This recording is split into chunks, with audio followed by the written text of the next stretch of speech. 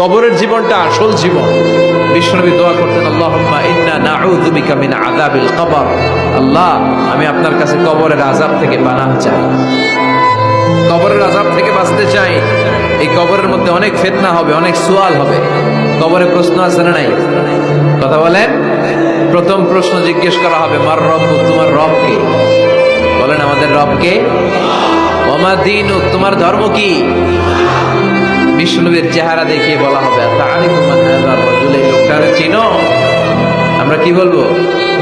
আমরা চিনি, উনি আমাদের প্রিয় রাসূল মুহাম্মদুর রাসূলুল্লাহ সাল্লাল্লাহু আলাইহি ওয়াসাল্লাম। এরপরে জিজ্ঞেস করা হবে, এগুলো কোত্থেকে শিখলা? আমরা বলবো, কোরআন থেকে। ফায়ুফসাহু লাহু কবরুহু ৭০ যিরাআন। সুন্দর সুন্দর উত্তর করতে পারলে আপনার কবরটারে ৭০ হাত লম্বা করে দেওয়া হবে। ইফতাহু লাহু বাবুন ইলাল জান্নাহ, জান্নাতের দিকে একটা দরজা লাগিয়ে